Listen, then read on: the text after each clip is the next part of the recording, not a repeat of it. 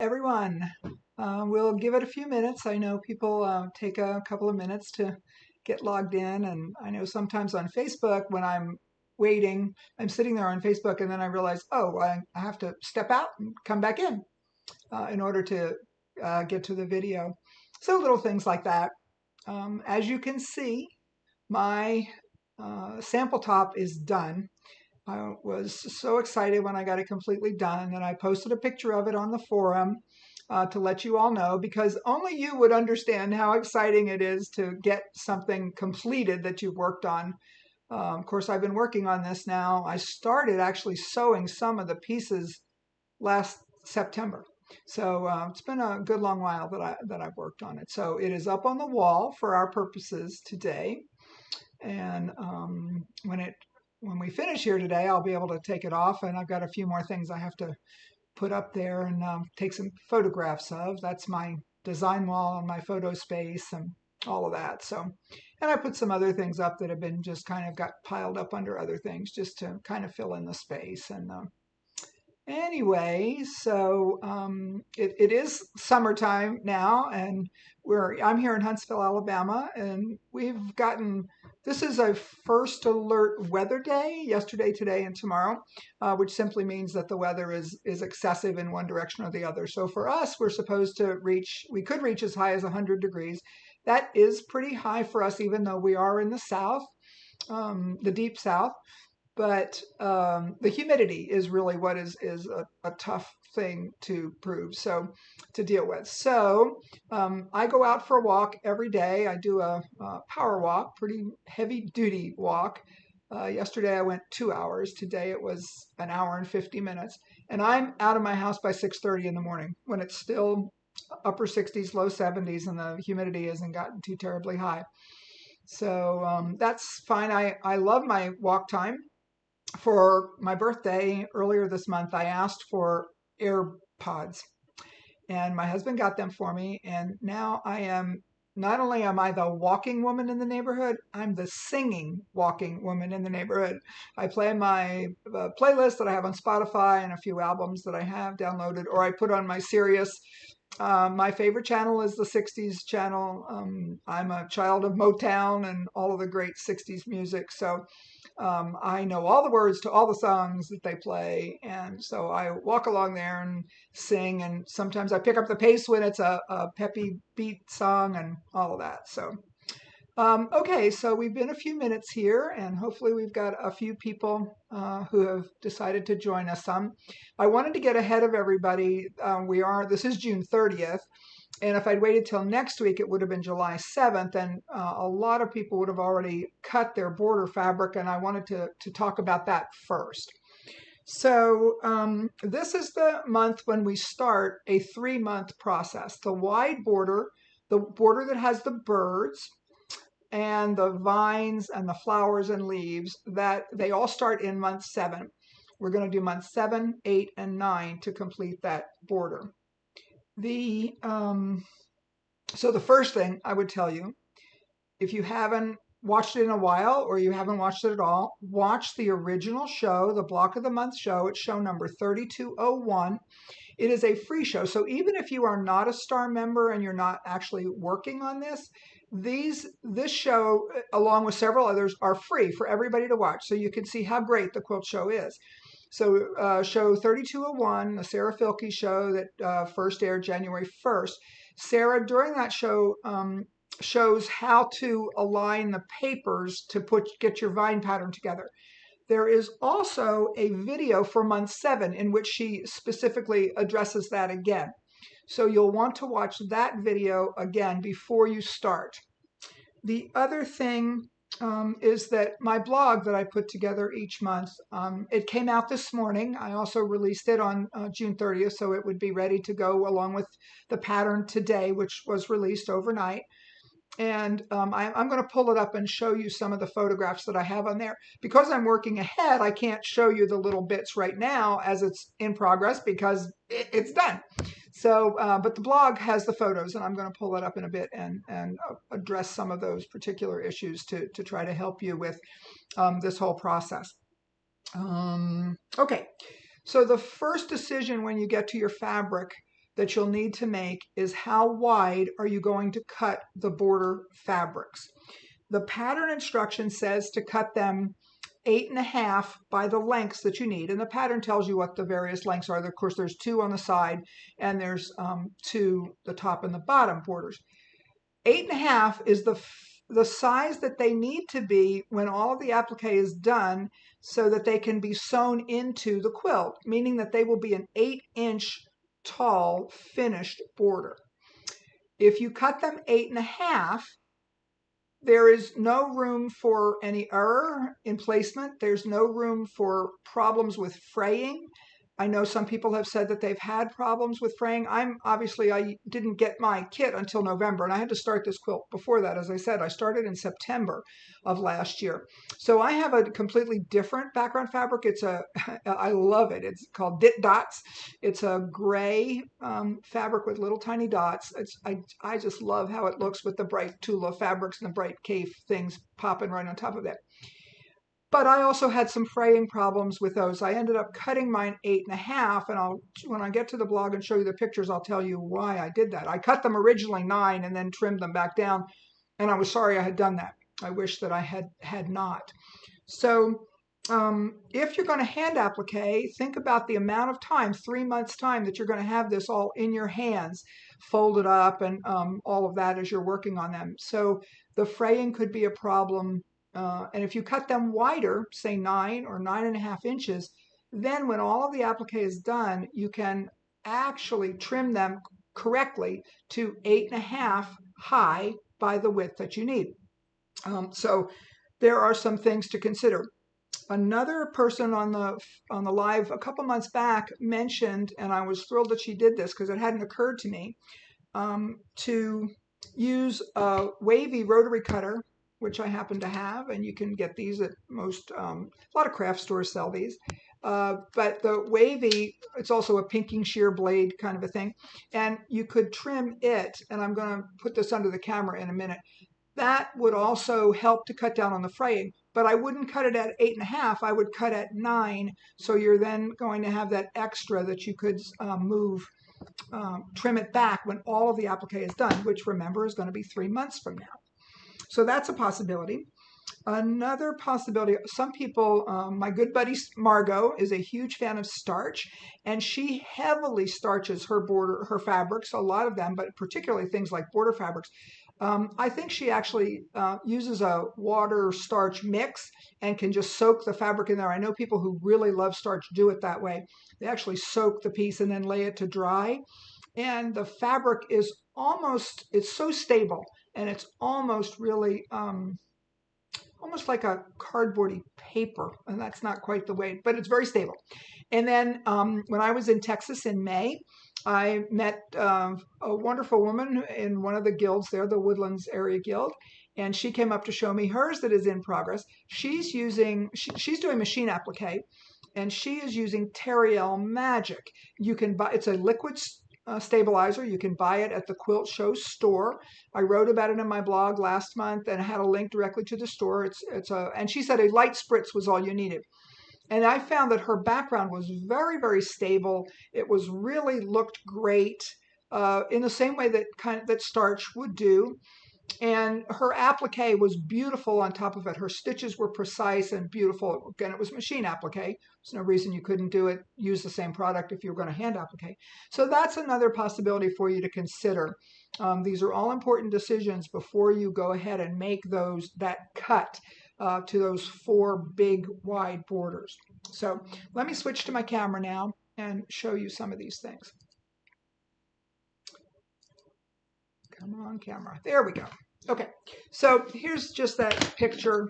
I held up that, this is just a scrap piece of fabric, and this wavy blade like that, rotary cutter blade, pinking blade. And so it really does cut down on any kind of real shredding and fraying with your fabric. Okay, so that's one possibility.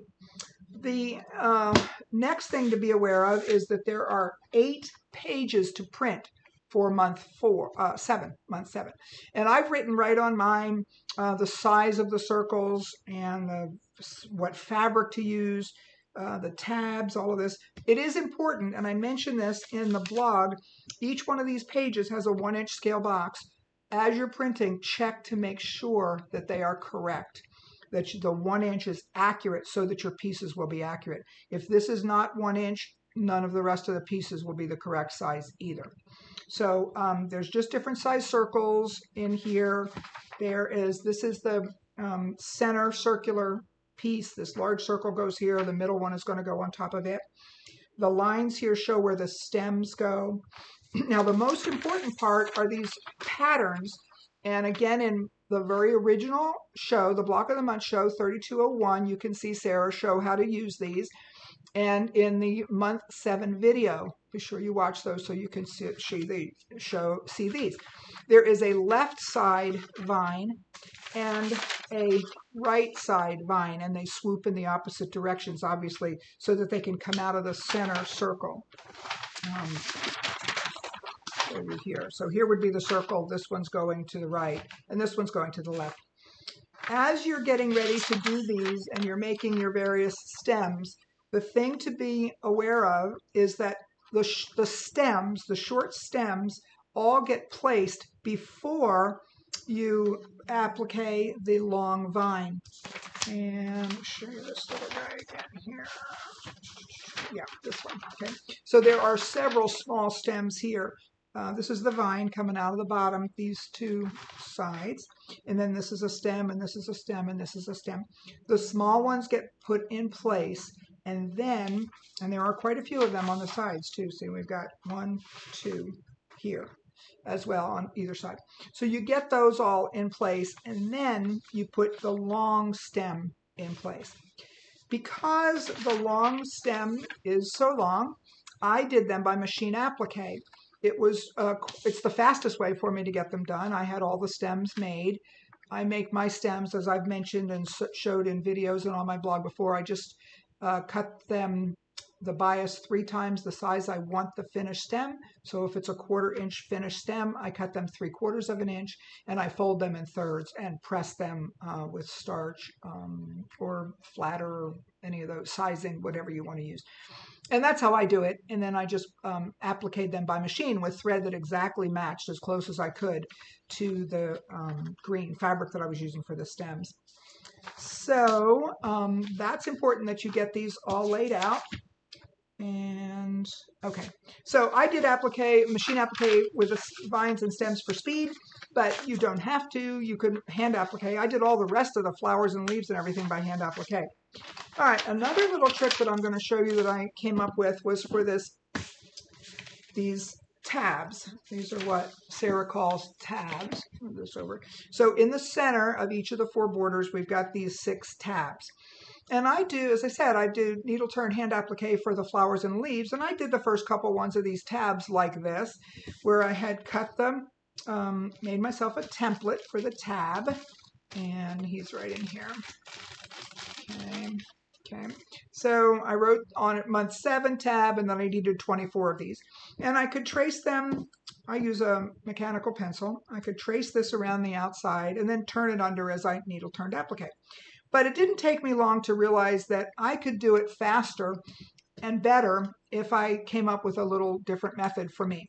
So I took freezer paper, of which I have plenty and lots left over, and I used the tab that I had made off the pattern, used a mechanical pencil, drew around it. This is on the paper side. The freezer paper this is the waxy side. And I cut it out. I also drew it a line to show me that the seam allowance is already included in here. And so I just adhered this with a hot, dry iron. The waxy side is to the reverse side of the tab fabric. And now all I have to do is cut it out. So, and there are 24 of these tabs. There's 6 in each of these center areas. And of course, you've got 4 borders, so you have 4 center areas. So I just take these, my Karen K. Buckley scissors that I love, and I'm just going to cut around there. Remember that this is adhered to the wrong side of the fabric. Okay, that's the front side, and this is the wrong side of the fabric. Okay. And now all I use is a glue stick, and I happen to love the Quilter Select fabric glue stick. And I just take a little tiny bit of glue and I put it around on the paper, just a little bit. Okay. And then the next tool that I really, really love, that I wasn't sure that I really did, but I really do, are the Applique needle tools that are just wonderful. You can also buy these from the store. They were designed by Rosa Rojas, who is from Spain. And I can just use these like an extra hand. I have big fingers, so I find that this really helps me. And I'm just using one of these little tools that has this edge, and I just turn it under. And you could use a toothpick, and you could use that purple thing. And if you had fine hands, fine fingers that are much smaller than mine, you probably could use your fingers. So, and of course I didn't put quite enough glue on this in my speed, but just a little bit of glue. But you get the idea. Okay, so I get this turned under, okay, all the way around, and now it's ready to applique. All right, and I will show you on the blog the photo that I used of it. How the nifty thing about this is, because the bottom is open, once I have this applique in place, I can just use tweezers to pull out that piece of paper. And I am going to show you that when I open up the blog here in a minute. So that was one nifty little trick, and I found that that really worked for me. So, and it took no time at all to cut. You probably could do 6 at a time and reuse them again. I think I probably made all 24 new ones, but I have tons of little bits of this leftover pieces of freezer paper. Okay, now another thing, and I will show this on the blog too, but here's another tool I have used a lot on these heavy applique patterns. And let's see if I can put this where you can see it. Okay, this is a circle maker, a template maker. And this was designed years and years ago from a company called Heirloom Stitches, Pat Andriata, that was for applique. But you can find these at any office supply store that has a drafting section. A lot of times they're green in the drafting section. And the great thing about this is, you see there's a large number of circles here. So when I look at the pattern and see what size are the circles, I measure them first. This small circle happens to be a 5/8 inch circle. And in order to, that's 5-inch finished. And I'm going to use the Karen K. Buckley little perfect circles to make my circles. I just add a 1/2 inch to that, or thereabouts. So a 1/2 inch added to 5/8 is 1 1/8. And I look to see, do I have a 1 1/8 circle on here? And I do. It happens to be this one right here that's marked 1 1/8. And so I could just trace around this on the wrong side of my fabrics for the cutting size. So when I know how many of these I need, and I need a lot of these. There's a total of like 28 of these small circles. So once I get the fabrics picked out and figured out which one goes where, I just use those. This is the fastest way for me to make these circles. And I draw them all when I'm working in my studios during the daytime. And I need some work at night to sit in my cozy chair. When I pretend to watch television, I'm with my husband. He is watching something, and I'm sitting there doing handwork typically. So that's a great thing for me to have these all prepped, and then I can sit there and just cut them out, and the next day go back in and make all of the circles at my iron with the starch and all that kind of stuff. So this is another tool that I use quite a bit. This one works fine for me, but I don't imagine that they're made anymore. This is quite many years old, but I know they're for sale at any office supply store in the drafting section. Okay, so let's see what else I wanted to show you. Okay, so now I'm going to go to, and if you have questions, please be typing them. I will go to our section where I can look at the comments. I can't see anything right now, but I will see those before we leave, and I'll be happy to answer your questions for you. So let me switch now to share my screen and go to here and show you. Okay, so here's my blog. Several times people ask about the blog and how to find it and all of that stuff. So there's plenty of ways to find it. It's bbquiltmaker.blogspot.com. On our original Block of the Month page, the first document, the first page is Sarah's introduction and instructions, and right below that is the Facebook Live with my picture, and there's a link in there for you also to get to my blog. So, but you could sign up to get it by email. There's ways you can do that right there and all of that. Blog Lovin' doesn't exist anymore, which is too bad. I keep hoping they'll come back, but it doesn't. So this is the one that went up early this morning. This is Homeward Bound month 7. I took a picture of mine just up there on that. I think that's mine. Is that mine? No, it's not mine.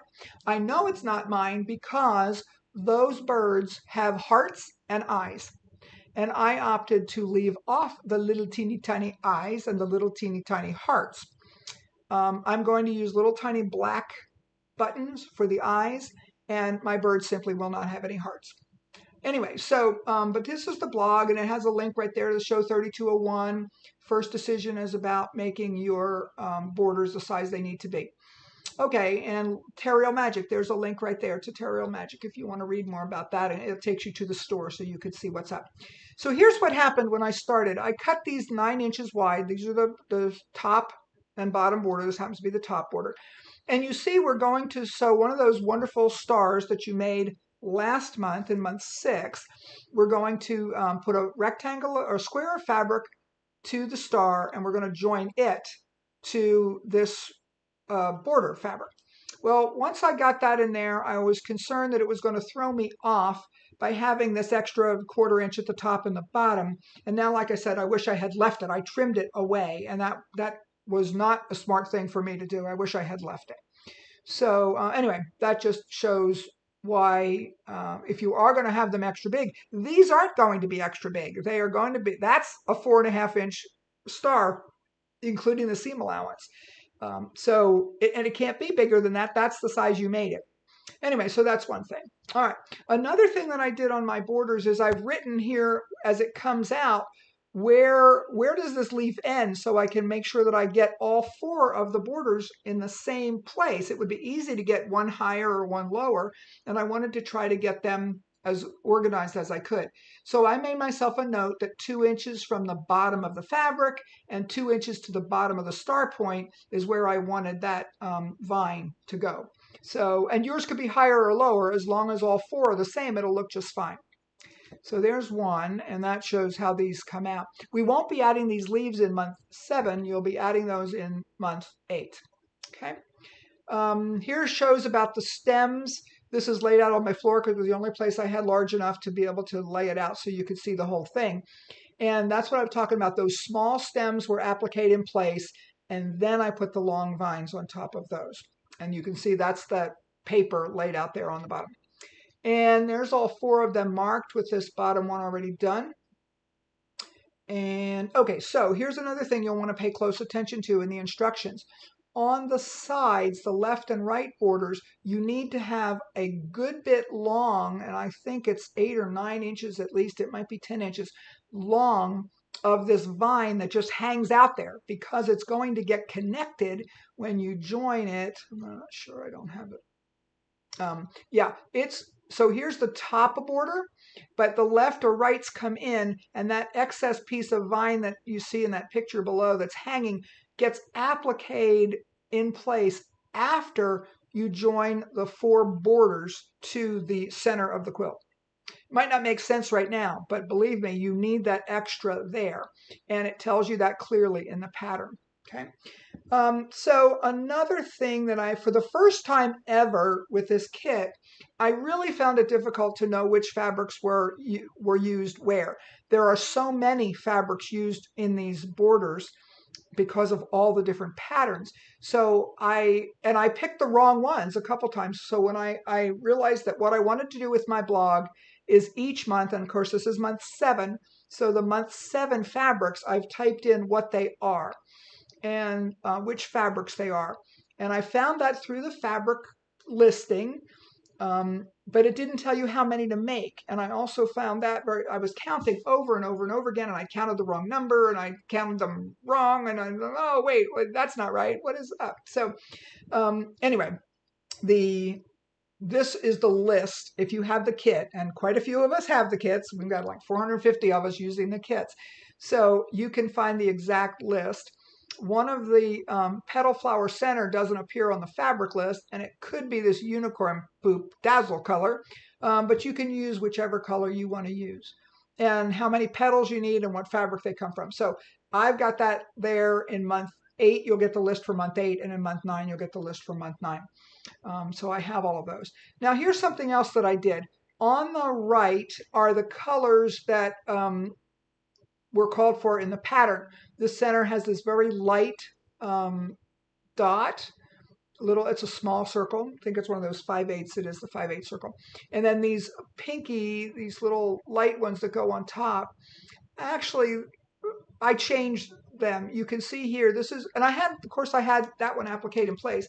I said, well, I think, what would it look if I used a brighter yellowy cheddar? And I preferred this one to that one. So I simply took this one off and put a gold one on. So all 4 of mine have those gold. And I also feel the same way about those light backgrounds on the tabs. Those little circles just really disappear on those tabs. And if I had to do it again, I would use a different, darker fabric, just for me. That's me. It's your quilt. You get to decide. I always say that, even though we're making a pattern and you're following a kit, if you have design choices you want to make, by all means, personalize the quilt to be the way you want it to be. Okay, here's that picture I was showing you. So I showed you the tabs, how I made them and glued them under. Once they are appliqued in place, you're not sewing this shut yet. There's a circle's going to go on top of that open edge.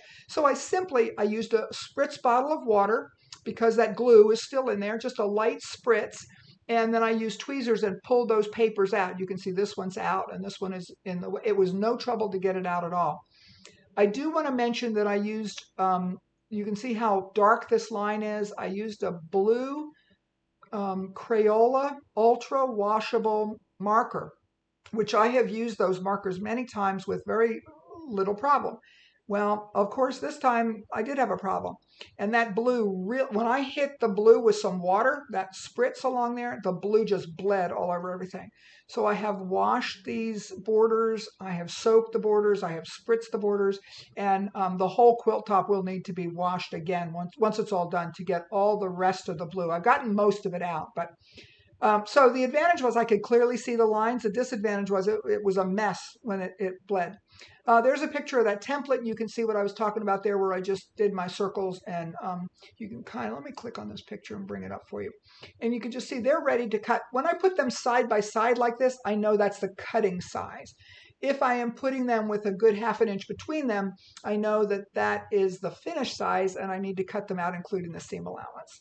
So now that you can see this more clearly, let me pull this picture up again. Yeah, there's that one with the blues, and there's my cute little one with it. I was so tickled when I spritzed that and had no trouble pulling that paper out of there. It's wide open, it's very easy, and I got a much nicer curve by doing it that way. So that's just what's worked for me. So let me see what else I wanted to tell you about. There I am in the blog. Okay. While we're here, we'll go look at the forum. You may not be aware of this, so let me go to Homeward Bound on the forum. And this is just pretty cool if you're not familiar with this. In Homeward Bound, and I put sticky things, when we have important things that I want you to be able to find, I stick them so they're at the beginning of the Homeward Bound place. But you can click on the word photos, and well, we got to go to a topic. That's what we have to go to. Okay, so let me show your progress here. I love it when you put your pictures up. We all love it, so it's great when you do. You can put them here, or you can put them on Instagram and Facebook if you're going to do that, which we'd love for you to do as well. Use the hashtags at the end of each month's pattern. It tells you what the hashtags are. Sarah has put those in the instructions, so it's easy. She would like to see what you're doing too. But by clicking on the word photos, now there are 41 photos in this topic called Month 6, Show Your Progress Here. So if you saw a photo and you can't remember what it looked like or where it was, if you know it was in Month 6, you simply click on the photos and you can scroll down through all of them to see where they are. Right now there are 3 pages. So let me go to the end. See if I've got the end one, because there's one I want to talk to you about. Yes, this one. Okay, so this is Susie, and she posted this, I think, yesterday, and she watched the live last month probably, and I talked about how the pieced border that we did last month is replicated again in the next, in month 10, but there's some more to it there. Well, but she studied the pictures and she went ahead and made hers, but she made some changes to hers. So I knew instantly that as soon as that went up, there were going to be 100 people say, wait a minute, where's the instructions? I missed them. How did I not get the instructions for that? You don't get those until month 10. So Susie has worked ahead and she made some changes. She did not replicate hers exactly. So I just want you to be aware of that. Wait till month 10 for the applique part so you can decide. She's changed the shape of the heart. She's done some other things. She has fewer of the little tiny geese on there. So that is her personal choices that she made on her quilt, but I don't want you to think that you've missed something. She's jumped ahead, and I'm fine with that, but I want you to be aware that that's, let's see if I can click on this and make it big for you. Yeah, she's done some changes in here. So while we're talking about that, I'm going to show you, if I can find it quickly. Yes, okay, so I know where it is. It's in Homeward Bound. It's a topic. And I called it, well, of course my sample top is done. This is the one I wanted to show you. Okay. So when I got this up, I was so excited and I put it up right away. And so there's mine. Okay, this is a close picture. I also have a change in mind to the original pattern, and that's when we get to month 10. So if you're one of those people like Susie who gets ahead, don't do what I did. There was a cutting error in the month 10, and I didn't discover it. It involves these little blocks here. This is a 4-inch finish by 10-inch long rectangle. There are 4 of them at the 4 midpoints there. And I had appliqued all 8 of the little tiny stems, and they were the wrong size. I had machine appliqued them. And I thought there's just no way I want to spend hours unpicking all of that. So I opted to leave mine the small size that they were. And let me make it bigger for you. Here we go. Okay. And that's what that little magnifying glass is. It makes it bigger. And so these berries are not supposed to be on here. If you look at Sarah's quilt, the berries are not there. The stems actually go all the way across. I put the berries on mine so I didn't have to take off all 8 of these little tiny stems. And I'm perfectly fine with it. I like the berries. They actually mimic the berries that are on the 4 outside corners. And see here, this one and this one. So that's what I did with mine. And we'll address that more again when we get back to month 10. But if you are looking at mine and wonder what the heck, why does mine look different from Sarah's? That's because I had to make a change to something that needed to be fixed. And we have fixed the pattern, so you're not going to have that particular issue. Here's that blue I was talking about that bled. I'm just really sorry about that. I've washed it some and washed it by hand, and I've soaked it and Dawn and all this kind of stuff. So it will ultimately come out again. But anyway, so that's how that works. And you can search for things on the forum by using Search the Forum. I go back over here. And if you haven't ever put your pictures up, there is a link here to uploading photos on the forum. This will take you to a blog that I've post that I made that shows you exactly how to do that. So, okay, so I think that is what I want to do. Yes, all right, so let me go back to the laptop webcam.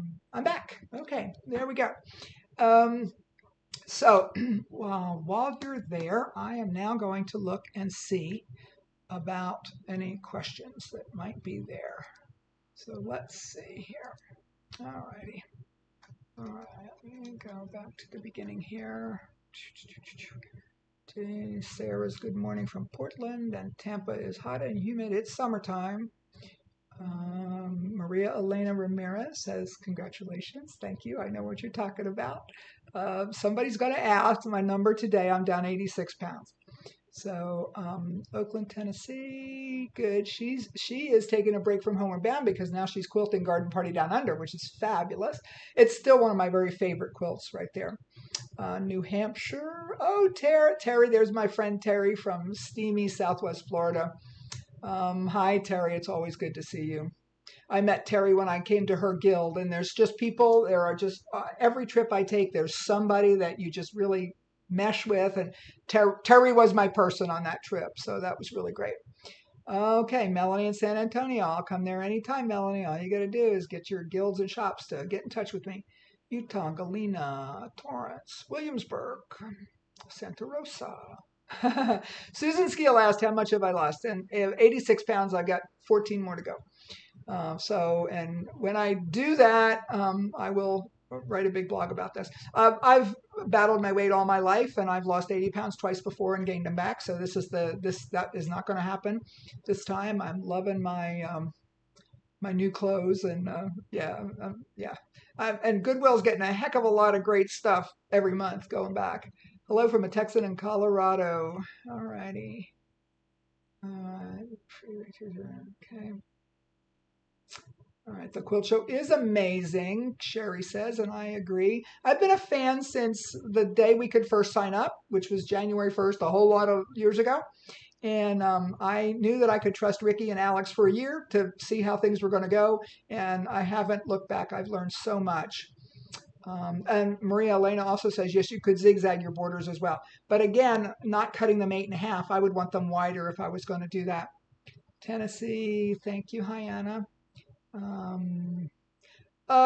Susan asked, what's the total length of bias stems in the vine? Oh, it's been in there somewhere. It's a lot. I think it was like, it didn't quite take the full half a yard. I used a half a yard and made it. I had some left over. So it's a pretty good amount, and I know it's written in there somewhere. I'll have to look at that and see. If you'll put that question on the forum, Susan, I'll go back and find an answer and add back to so everybody can see it. Yep, and Trudy says, make sure if you're going to zigzag that you cut that border wide enough that you can get rid of that. Oh, to have more time. No kidding. Oh, all right. Maria says, nope, she would leave hers the regular size and leave the zigzag be part of the quilt. Okay. Print and piece fuse for the tab. Sure, you could do that. I didn't see Dee's class. Brenda asked, did I use the product that Dee Christopher found for turning in the applique? And I didn't see that. So I'm not sure what the product is she's talking about. Yes, Sharon says we're going to have our hands full. There's a reason that this border takes 3 months. There is a lot of work that goes into this. This first month is get those centers and tabs done and get the vines and stems in place. Next month, we go to leaves and flowers. And then the following month, in month 9, we do the birds and finish. We put the borders on and finish the vines and finish the leaves that go to the end of the vine and all that kind of stuff. So you are absolutely right, Sharon. It is going to have our hands full. And Carol says, I'm so new to applique. Those long borders make me nervous. Hey, Carol, you're going to make them the same way you eat an elephant, one bite at a time. I had the same feeling. I thought, oh, these are going to take forever. But you just start. And it's kind of like the weight loss. You just start. I didn't start walking 2 hours a day. I went around the block. So you just start. And you do a bit, and you do the next bit, and you do the next bit. And at one point, you get to the end, you go, well, they're done. What would you suggest we do to have the circle mark to place the tabs? The marker, that silver marker or a real light touch with a mechanical pencil, you're going to cover up those lines. I found that my eyes aren't as young as they used to be, and I found that the marker wasn't showing up very well. The silver marker that I really like, that Sarah has used, it was in the accessory kit, it doesn't show up on my gray background. It probably will show up on the confetti background just great. But it didn't. So I had to use something else. And I used a mechanical pencil first. And again, that gray lead on the gray fabric. So that's when I switched to the marker. Just if you're going to use a washout marker, make certain it washes out. Test it first before you put them on this whole border. Big mistake on my part that I didn't do that. Looks like the medium circle is the background fabric. Yes, it is. The big circle is a color, and then the medium circle that has those adorable little teeny tiny petals on there is your background fabric.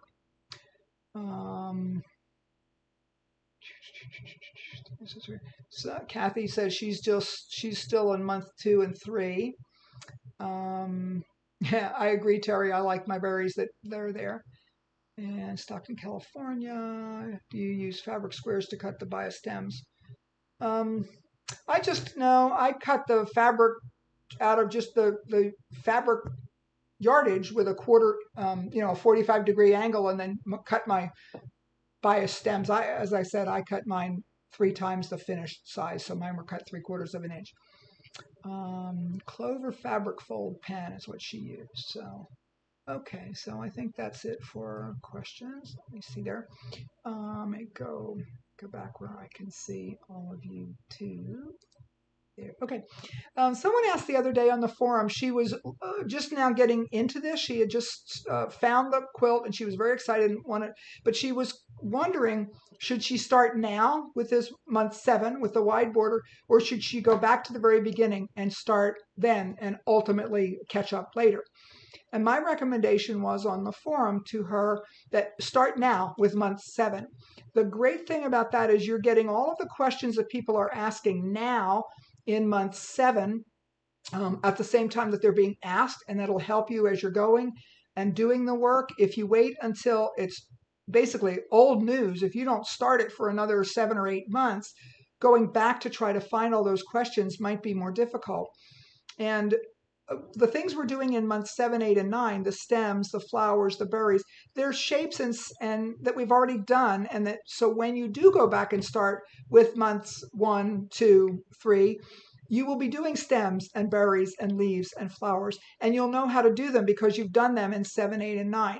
So my only suggestion to her was, if you know for sure that you're going to make this whole quilt, then start with the borders in month 7 because you'll have them done. And it just does take time. But that was my suggestion to her. So, okay. So, post your progress on the forum, on Instagram, on Facebook. I don't mind questions. That's what I'm here to answer, your questions. And so I've checked several times. Just occurred to me I haven't set up the month 7 yet. I will do that as soon as we get off here today, and I'll put month 7, ask your questions here, and month 7, show your progress here, so that you have one place for you to easily go. Occasionally somebody puts a post where in a topic where it doesn't belong, or it goes into starts a new topic to show their progress, for example. I move it. As soon as I find it, I move it. So if you wonder what happened to your topic, I moved it back into show your progress. The next live is scheduled for Friday, August the 4th. As I said, we will then start to add the flowers and leaves, because I think right now it's just stems. I've done mine so long ago. It's stems and vines, and the big circle in the center, the tabs, and all that. Then we move on to flowers and leaves. So, and as I said, my blog will come out by the 1st of the month in August, and it will have the list of fabrics and how many of each that you need if you're using the kit. If you're using your own fabrics, obviously you're going to choose whichever ones you want. So, okay, I think that's it for today. Stay cool if you can, and it's a great day, a great time to stay indoors and do some sewing. And so until next time.